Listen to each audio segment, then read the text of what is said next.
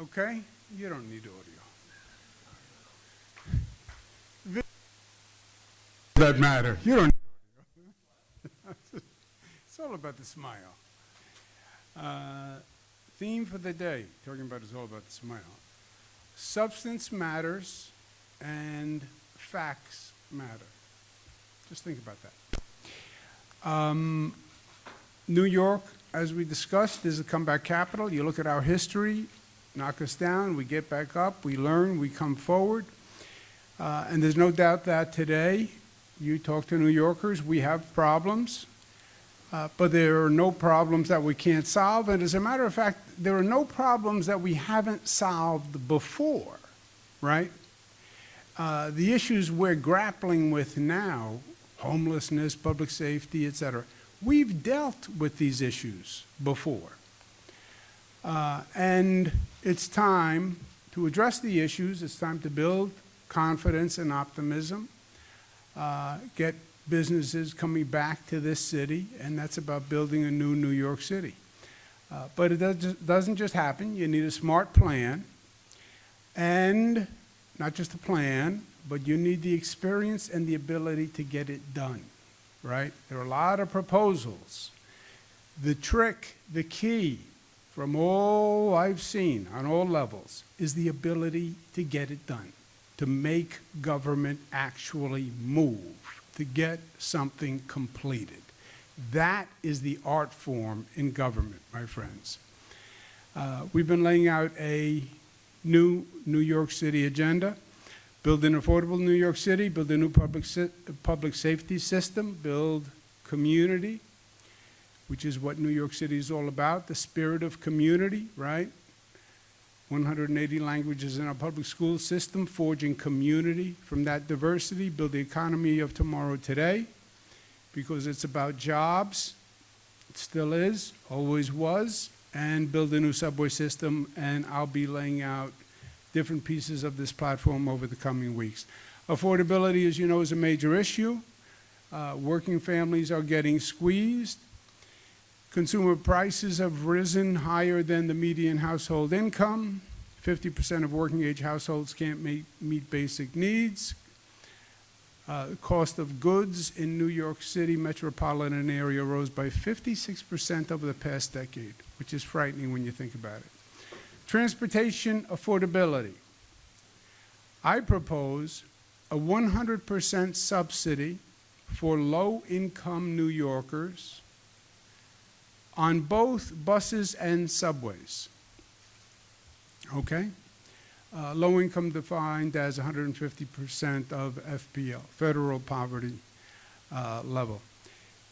Many more people use subways than buses in New York. It's about 3.4 million riders on subways, about 1.3 million riders on buses. And this would be a 100% subsidy, period. Assemblyman Mamdani proposed 100% free buses, fast free buses for all. My question on that proposal is, first of all, what happened to subways? More people ride subways. You just leave that out. But number two, why would you subsidize the rich? I get the theory of socialism, and government provides, government controls. I get that. But besides playing socialist, why should New Yorkers subsidize the bus fare for rich people? Why? Why should they pay my bus fare, right? And Mr. Mamdani has talked a lot about his free bus plan. But here's what he doesn't tell you.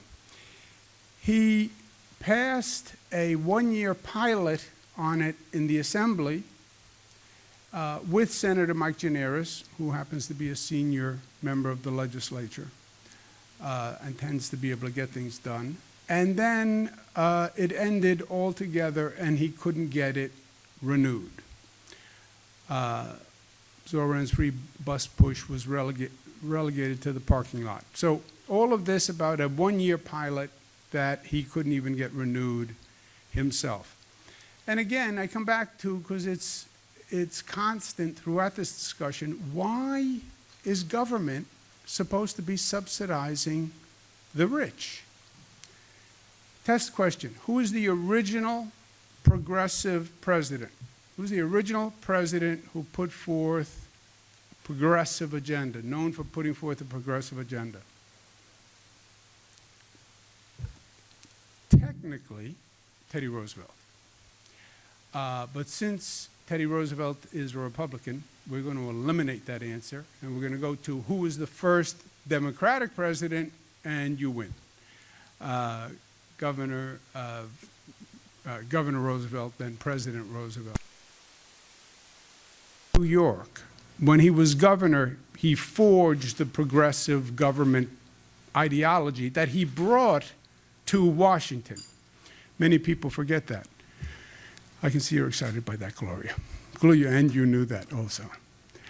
And he said, the test of our progress is not about whether we add more to the abundance of those who have much. It's whether we provide enough for those who have little. So, in my opinion, the MTA should not be subsidizing fares for rich people.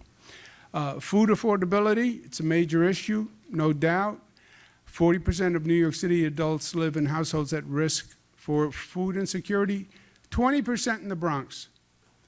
The Bronx, in many categories, is the borough that it has more problems and problems of a greater magnitude than any other borough, and it's not even close.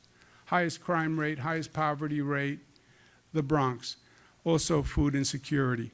14.6% of New York City residents are food insecure. It's only getting worse. My proposal is food subsidy for low-income families who are not eligible for SNAP, but who still have hardship, economic hardship, even though they're above the SNAP threshold. SNAP is a federal supplemental nutrition program, which would be from 130% to 150%, and this would provide them $100 per month. The Assemblyman's proposal is government-run grocery stores, one per borough. It assumes that the government is going to efficiently be able to run these grocery stores, which, by the way, are very hard to run. It's a very slim margin in a grocery store. It's only about 1 to 3%. Or the government would then have to subsidize the grocery stores. You open a government-run grocery store, you're going to be competing with the private grocery stores, right? You're competing with the bodegas, right? Maybe put them out of business, maybe cost jobs. And it'd be one per borough, which would be overwhelmed. Just imagine one store in Brooklyn and all of Brooklyn going to the one store. And most of all, the experiment has been tried and has failed. And once again, there's no income threshold. So it's a government-run store, and rich people can go there to shop. Why would you subsidize rich people's purchase of food? Why would you do that? Well, that's the socialist ideology, is government controls food distribution, transportation, education. I get the theory. Why would you propose subsidizing the food for rich people? This is what the Assemblyman says about it himself. Let me go back, because I passed it.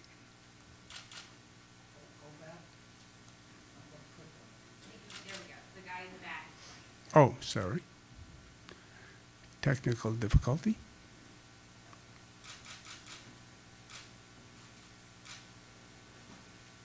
It's not playing, so let's... We'll come back to that.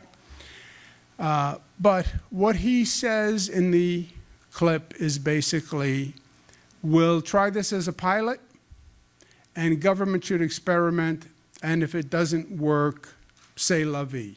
It was wrong. C'est la vie. It was wrong.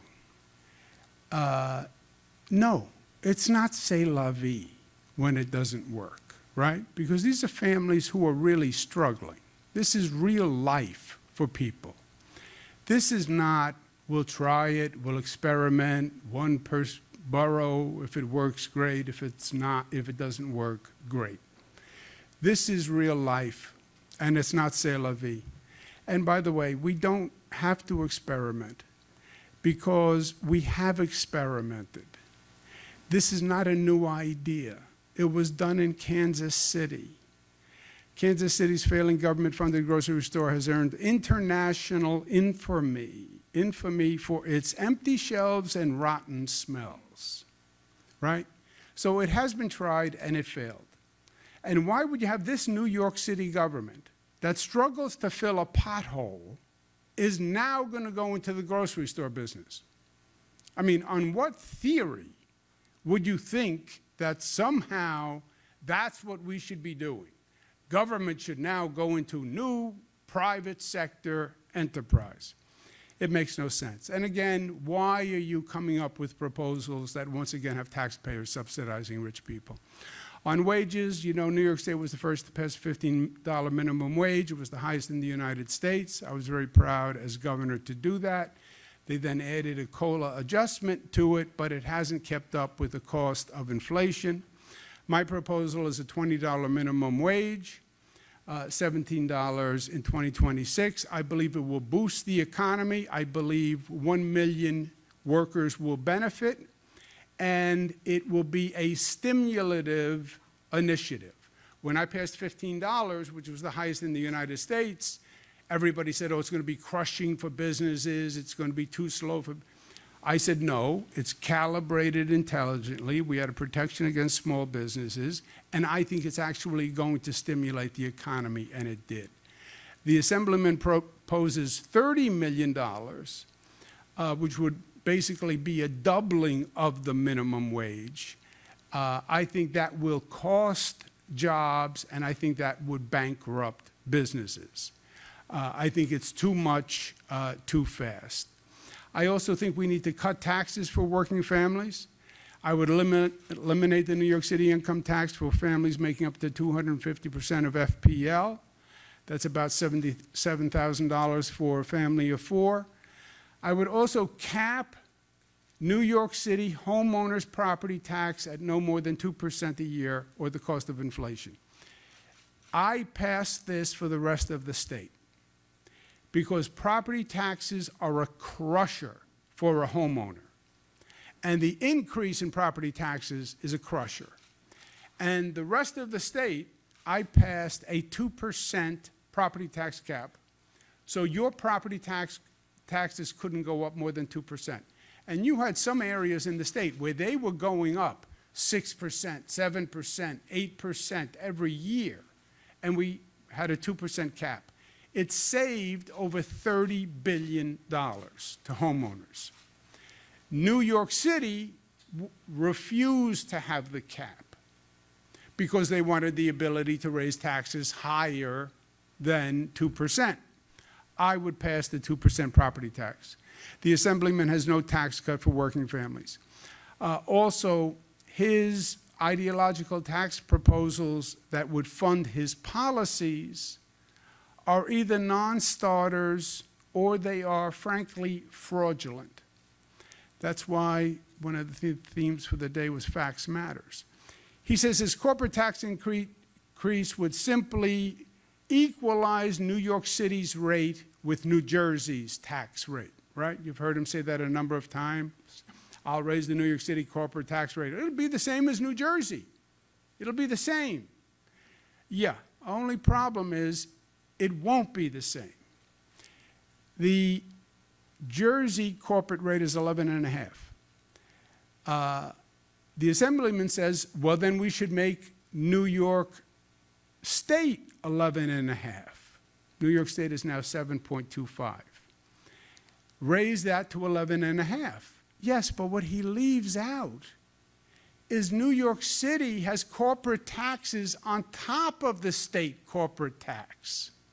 So yes, you could raise the state tax to 11.5 and the Jersey tax to 11.5, but then you have another 12% of city taxes that you're adding on, which you have failed to mention.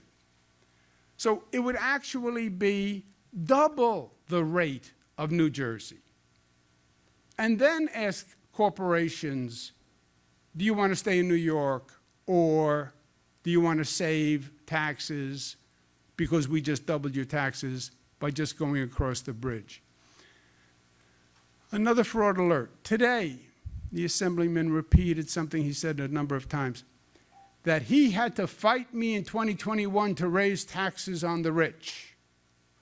I didn't want to raise taxes on the rich, and he had to fight me to do that. That is a lie. And that's a harsh word, lie, but sometimes it's just a lie, and that is just a lie. I proposed a tax increase in 2021. That was my proposal that was in my budget proposal that went to the legislature. The way it works is the governor makes a budget proposal, sends it to the legislature, legislature responds. It was in my budget proposal. CNBC wrote a story saying, in my budget proposal. I never even heard of Assemblyman Mamdani. Two reasons: because he was never there and he never did anything. But that is just untrue. Also, his proposal for a statewide corporate tax, but the revenues go all to New York City, that is either a fraud or one of the most naive and ignorant proposals. There is no way legislators in Buffalo, Long Island are going to vote to raise the taxes on their corporations to send it to New York City. That is not going to happen. And look, I proposed and passed many New York firsts, and I had more success with the legislature than any governor in modern political history. 11 budgets passed on time. Hadn't been done in modern political history. I am telling you, this is a non-starter. It would be a non-starter for a governor, let alone the New York City mayor. What is the best answer to affordability? It is business development. It is opportunity. It is jobs. It is economic growth. It is not anti-business socialism. What makes New York, New York? The economy, businesses. We're not doing a lot of farming out there. I don't know if you noticed on the way in. There are not a lot of farms left in New York. They're buildings where we are doing, where people work. And we want businesses to stay, and we want businesses to grow, and we want businesses to come, because that's jobs, that's opportunity, that's growth. Socialism that says we're anti-business, we're anti-corporate, what they did on the Amazon project that I had coming to Queens, thousands of jobs to open a second headquarters. Socialists were anti-business, anti-corporate. They killed the Amazon deal, cost us thousands and thousands of jobs. How did that help? It doesn't. And this theory that you can have a socialist city in a democratic capitalist country and that it's going to thrive is a non-starter. They will leave the city for any other city or any other part of the country. So it is just, yes, I understand that it's an interesting philosophical concept. It has no connection to reality. In sum, what this all comes down to, I am proposing real change that will help working families, working New Yorkers, and I have the experience to actually get it done. I make government work. I've done it all my life. I've gotten big projects done. He's proposing a theory of socialism that has never worked anywhere. Go to Venezuela, go to Cuba, tell me how it worked. And he has no ability to implement it, and it would never make a positive difference in the New Yorkers who actually need help. P.S. If you want an experiment with socialism, go visit Chicago and tell me how it worked out. Questions? The governor's gonna call on folks. Do me a favor though, as he does, and start your question, remind him your name, remind me your name and your news organization. Governor Nick Vandos from the New York Times. I think you know what I'm probably going to ask about. Can you tell us about your conversations with President Trump when you spoke to him most recently? You spoke to him about the race. Did he call you? Did you call him? Yeah, I read. A little light on this. I got it. I get the whole gossip and the intrigue and President Trump, et cetera. I can't remember the last time I spoke to President Trump. I did call and leave word after the assassination attempt, expressing concern. I left word. I didn't speak to him at that time. I've never spoken to him about the mayor's race. I have spoken to him when I was governor dozens and dozens, if not hundreds of times, right? We went through COVID together. I went to the White House on numerous occasions. So we've had very intimate dealings on many levels and many difficult, contentious confrontations, as you all know, because you were there. And we've also done productive work together, I believe.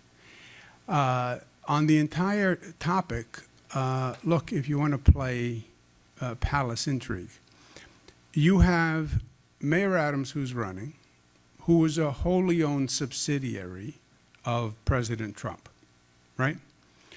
You have Curtis Sliwa, who's a Republican, and President Trump is head of the Republican Party.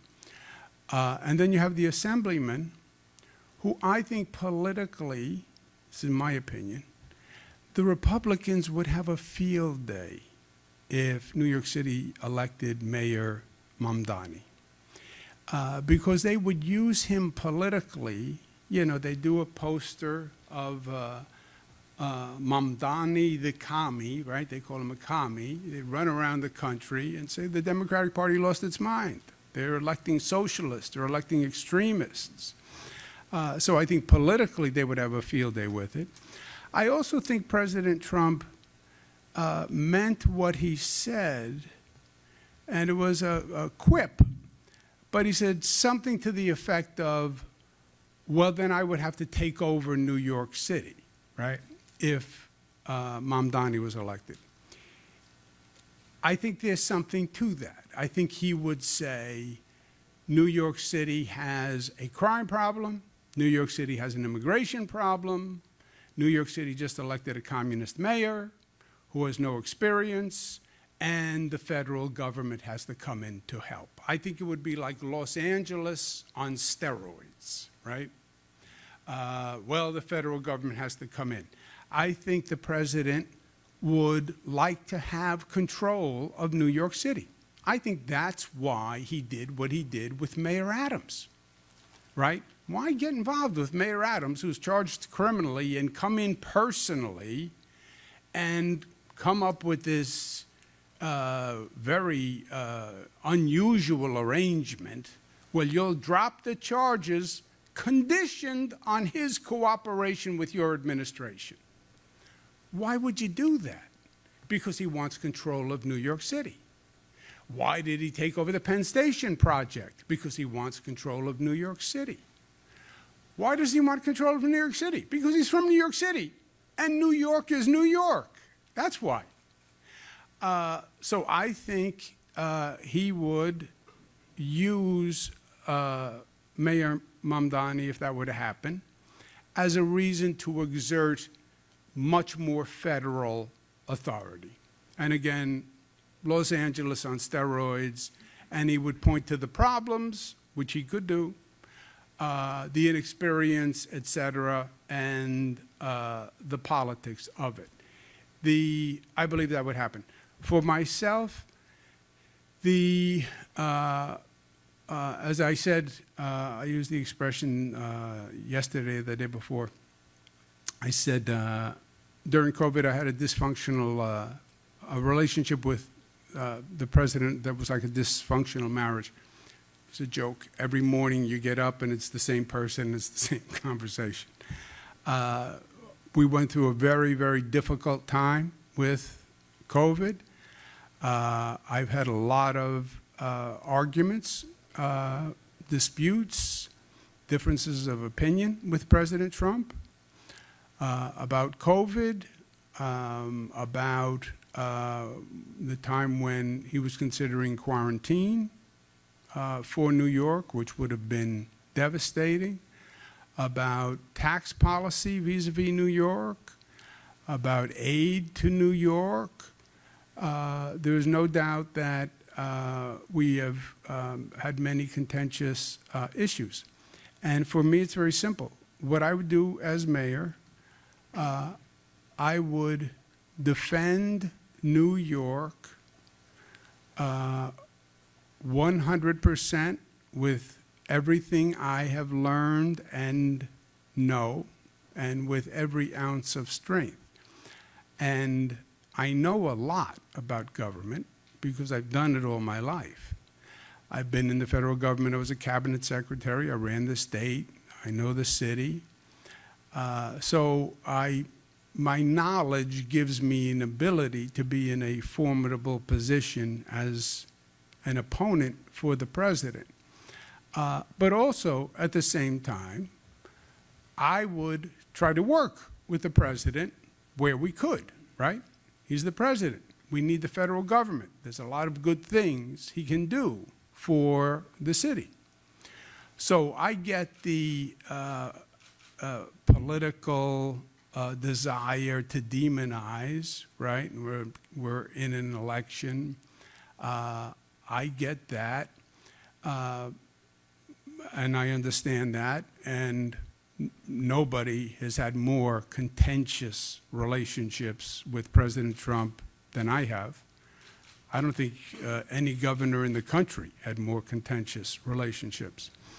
But at the same time, he could be very, very helpful to New York City. So defend anything that offends New York values.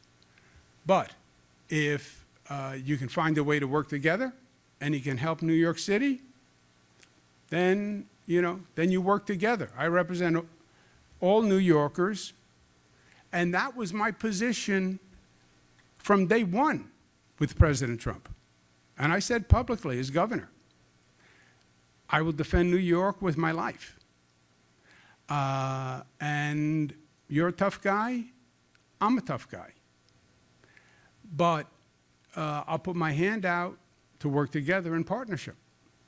I said that on day one, and I say that today. Can I clarify Governor, on the Henry with Pix 11, on the underlying premise of the reporting in the New York Times that the president is thinking about weighing in, you yourself have said this needs to narrow between one of you and Mr. Mamdani for someone to reasonably have a chance. So on the underlying premise, he's talking to your pollsters, he's talking to certain of your supporters, which was in the reporting. Would you welcome him weighing in to the extent that he clears the field for someone, and I assume you hope that would be you? Yeah, my theory is, look, first you're asking what is the political calculation of the president? You're asking the wrong guy. But I would say Eric Adams is a wholly owned subsidiary, right? He went to a lot of trouble to establish the mayor of New York City is under his control. So if he put Adams in control, why wouldn't he want to keep Adams in control? Or I could see him saying, I want the Assemblyman to win because politically I can make a lot of points with him politically as evidence that the Democratic Party has lost its mind, and I can then exert more control over New York City because I can say that he is unfit and there's a crime problem and the federal government could come in like it did on LA. So I could argue both of those are more attractive. Or he could say, Curtis Lee, well, who's the Republican, I'm going to try to make a Republican mayor. But you don't see him backing you? I think I have the least to offer. As I said, we had a contentious relationship. And I think from his political point of view, and again, you're asking the wrong guy, but if I were opining on his political point of view, the obvious political point of view, I would say I'm the last person he would want. Would you want to deal with me every day? You don't even like to deal with me in these press conferences. Can you just clarify for us, when was the last time you spoke to President Trump? And would you welcome or have you asked for his help in this campaign? And if so, how do you square that with your messaging? That you're the only one who is equipped to defend New York City from Trump's attacks. Like here you're saying that you can work with him, and you told a group of business leaders that you don't want to pick a fight with him. So how do you square that messaging with your previous statements saying you're the only one who can possibly stand up to him? No. Let's be very clear, Gloria. I said what I said on day one as governor when he became president. To the extent he intrudes or invades on New York priorities, I will do everything I can to defend New York. And I have, and I did, and we won many, many important battles. He wanted the driver's licenses lists, so you could see all the undocumented people on the driver's license list. Because when we did driver's licenses for undocumented, it shows on the Department of Motor Vehicle list the name, and it says you're undocumented. They wanted that Department of Motor Vehicle list so they'd have in one place who's undocumented, their address, and their picture. So it would be a phenomenal vehicle for the immigration enforcement. We had a war over that, and I would not give it to them. And they withheld funds, and they kicked us out of the Trusted Traveler program, and I went down to the White House, and I had a war with the person who was in charge of Homeland Security in the Oval Office, right? So we've had many, many battles royale, and the president knows that. And that will never change. Sanctuary law, I will defend it with every ounce of strength.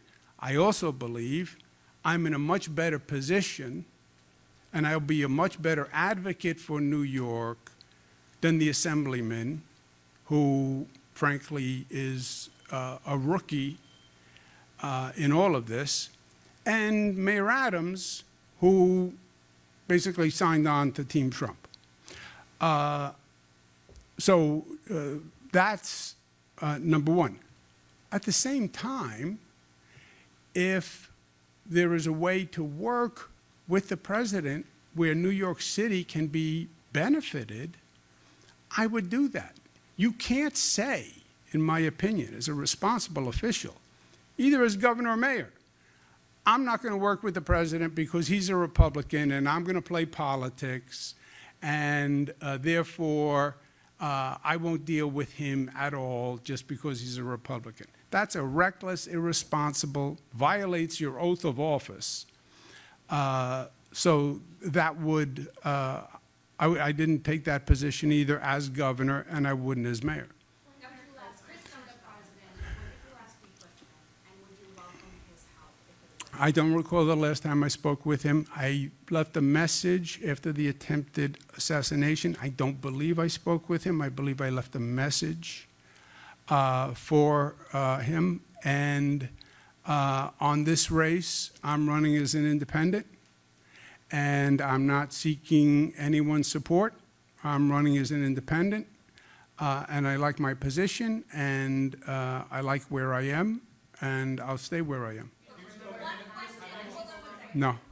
Well, I've spoken to him probably hundreds of times, right? I don't remember the last time, no. Mr. Cuomo, Chris here has a question. Sorry. just to try to narrow it down, have you spoken to Mr. Trump this year? I spoke to, the last contact was when I called to leave best wishes for the attempted assassination. Got it. I wanted to ask a similar question to what Gloria just asked, but let me just clarify something first. The New York Times reported that you had spoken to Donald Trump about the news. You're saying flat out that's false. That's false. That's false. Okay. Since it appears that Donald Trump is at the very least thinking about getting involved in race, what's the role you would want him? Try to push Harry Adams out? Because who knows? First of all, I think this is all gossip and intrigue to no end. President Trump has got a lot going on. Why he's going to get involved in a complicated New York City mayor's race, I have no idea. From his point of view, as I said, he already has Mayor Adams as a subsidiary, work on his behalf, continue control of New York City through the Mayor Adams, or for political benefit, help Assemblyman Mamdani one way or the other, because I could see the political benefit to that, and I think he could then exercise more control, maybe even more control than Adams, by saying, I have to come in to help New York City, there's a crisis. But that is my political speculation about what he would do. I don't know his political calculation. If he were to endorse you, would you disavow it? I would not seek his endorsement. I wouldn't accept his endorsement. I will, and same as governor, my position has been unchanged. I will defend New York against any policy that I think hurts New York State or New York City. But I will put my hand out to work in any way that he could be helpful to New York State or New York City. We need two more questions. One question per person, please. So during the primary, you had pitched yourself to voters as the one person who will stand up to Trump. So now you're taking a much softer approach. So why the shift here? And then just to on top of what you raised today and all the other agenda items, like, how are you paying for this? Like, I understand that Mamdani has a massive tax that he wants to put on people, and he wants to change a bunch of things like that, but you're still proposing a lot of free buses, you're proposing adding 5,000. I got you. all these I got you. services. How are you paying for that? The first, my position is entirely consistent. From the time I was governor, no one has had more battles with President Trump than I have. Nobody. No more high consequence, high decibel level, high volume than I have. Many on national TV on a daily basis. That has not changed. I said as governor, and I say today, if the federal government can be helpful to New York City, then you have the ethical responsibility to be in a position to accept working together, right? You can't say thumb your nose at the federal government just to play your politics.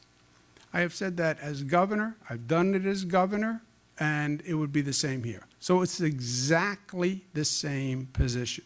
Are we clear on that? Well, I mean, you said in Politico, I've spent 8 years in Washington to go to the U.S. Conference of Mayors, and part of laying out your anti-Trump agenda is to kind of to fight against whatever the. 100%. And I would do that. But now you're saying you'd be willing to work with them. No. You have to be able to hold two separate thoughts in your head at the same time, right? One, you're going to oppose him on certain matters. I will oppose him on sanctuary city laws. I will oppose the Medicaid cuts. I would oppose cuts to SNAP, right, for example. And how do you oppose the president? What do you do as a mayor to oppose the president? Well, I'll sue him. Okay, that's great. Add it to the pile. There's 9,886 lawsuits, and now you're 9,887. You lobby, you go to the U.S. Conference of Mayors, you work with other mayors, you work with the governors, you go to Congress, you develop support, you go to legislators, Republican legislators, and you develop support, and that's how you develop support to oppose whatever Medicaid cuts, et cetera. I would do that. If there was an opportunity to work together on something, I would do that too. It's exactly what I did as governor. Opposed, majority of the time, we were in opposition, but whenever there was an opportunity to work together, we did. During COVID, we needed supplies. He sent supplies. And I accepted the supplies. I was not going to say, no, I'm not going to take N95 masks because you're a Republican. But this messaging wasn't here during the primary, so you understand the question of the shifting tone you had the president that was actually general. No, it's just a more, I don't think we had this discussion in the primary at all to this extent.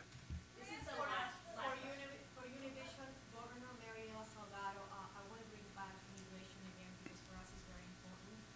We are seeing deportations. We know that President Trump's intention was to get rid of criminals, but unfortunately we're seeing their families are being separated, whether because they were in the wrong place or maybe they missed an appointment in court.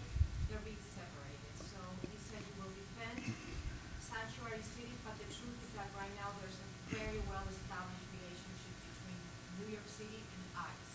What can you really do specifically to defend families of members who are non-criminals, who are abiding by the law, and they are contributing to New York City? Yeah, this is case in point. When it comes to immigration,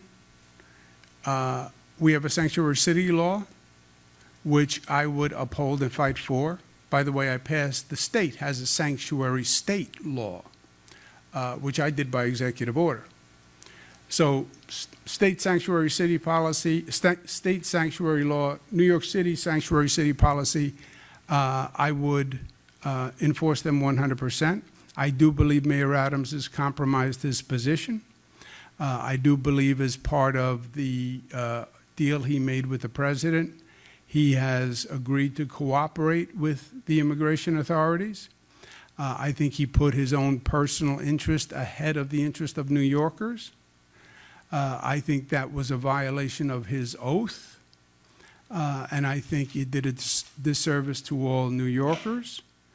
I will oppose any violation of the sanctuary city law.